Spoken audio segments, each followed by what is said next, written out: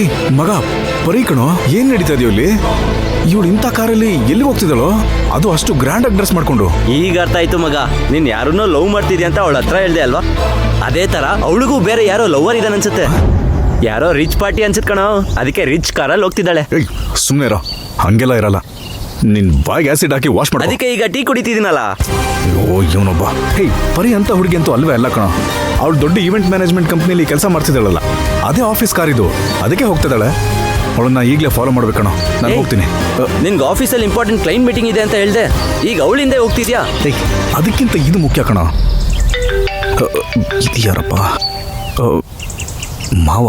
Hello ಮಾವ, clients ಬಂದ್ಬಿಟ್ರಾ?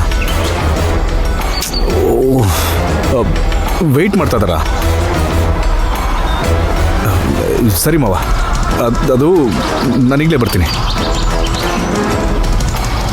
ಏನೋ ಏನು ಇಲ್ವೋ, ಅವಳನ್ನ ಫಾಲೋ ಮಾಡೋಣ ಅಂದ್ಕೊಂಡ್ರೆ ಮಾವ ಫೋನ್ ಮಾಡಿ ಇಮಿಡಿಯೇಟಾಗಿ ಕ್ಲೈಂಟ್ ಮೀಟಿಂಗ್ ಹೋಗುವಂತಿದ್ದಾರೆ. ಒಳ್ಳೆ ಕೆಲಸನೇ, ಅವಳ ಕಾರ್ ಕೂಡ ಹೋಯ್ತು.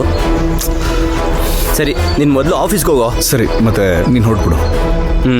ಬಾಯ್.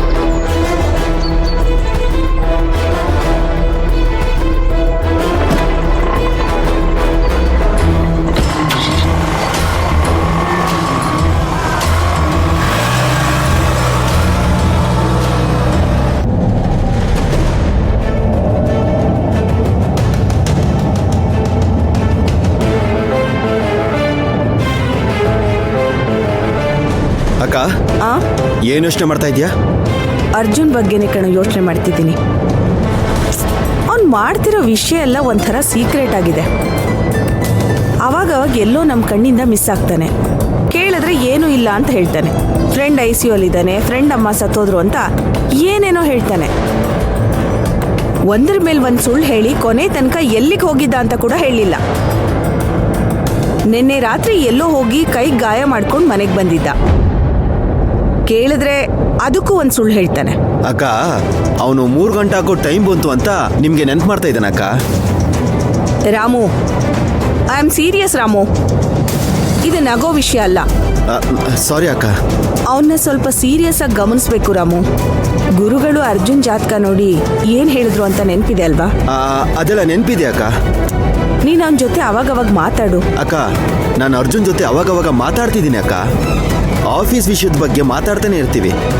ನನಗೆ ಅಂಥದ್ದೇನು ಡೌಟ್ ಬರಲಿಲ್ಲ ಅಕ್ಕ. ಆಫೀಸ್ ಡೀಲಿಂಗ್ಸ್ ಎಲ್ಲ ಕರೆಕ್ಟಾಗಿ ನೋಡ್ಕೊತಿದ್ದೀನಿ ಅಂತ ಅವನೇ ಹೇಳ್ದ. ನೀನೇನು ಅವನ ಬಗ್ಗೆ ಯೋಚನೆ ಮಾಡಬೇಡಕ್ಕ. ಏಯ್, ನಾನು ಅವನ ಅಮ್ಮ ಕಣೋ, ಹೇಗ್ ನಾನು ಯೋಚನೆ ಮಾಡದೆ ಇರಕ್ಕಾಗತ್ತೆ ಹೇಳು? ಹಾ, ಅಯ್ಯೋ ಅಕ್ಕ, ವಯಸ್ಸಿಗೆ ಬಂದಿರೋ ಹುಡುಗ ಹಾಗೆ ತಾನೇ ಇರೋದು, ಸ್ವಲ್ಪ ಬಿಟ್ಟು ಹಿಡಿಬೇಕಲ್ವಾ?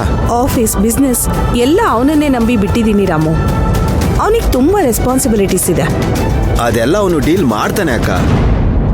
ಇವತ್ತು ಕೂಡ ಒಂದು ಕ್ಲೈಂಟ್ ಇನ್ವೆಸ್ಟರ್ಸ್ ಮೀಟಿಂಗ್ ಇದೆ, ಅವನೇ ನೋಡ್ಕೊತಿದ್ದಾನೆ. ಅಕ್ಕ, ನಿನ್ಗೆ ಇವತ್ತು ಅವಾರ್ಡ್ ಫಂಕ್ಷನ್ ಇದೆ. ನಿನ್ಗೆ ಉತ್ತಮ ಮಹಿಳಾ ವಾಣಿಜ್ಯ ಉದ್ಯಮಿ ಅಂತ ಅವಾರ್ಡ್ ಕೊಡ್ತಾ ಇದ್ದಾರೆ. ಹಾಗಾಗಿ ನೀನು ಸ್ವಲ್ಪ ರಿಲ್ಯಾಕ್ಸ್ ಆಗಿ ಬಾ ಅಕ್ಕ. ಅರ್ಜುನ ನಾನು ನೋಡ್ಕೊಂತೀನಿ ಬಿಡು. ಸರಿ ಕಣ.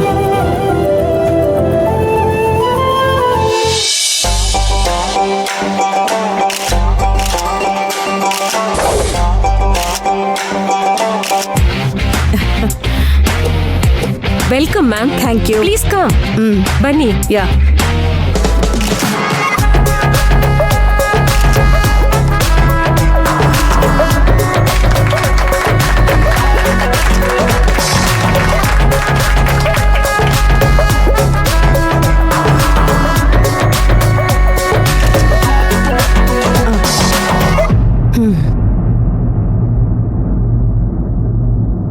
ಬೆಸ್ಟ್ ವಿಮೆನ್ ಆಂಟ್ರಪ್ರನರ್ ಅವಾರ್ಡ್ ಫಂಕ್ಷನ್ಗೆ ಬಂದಿರೋ ಎಲ್ಲ ಅತಿಥಿಗಳಿಗೂ ಸ್ವಾಗತ.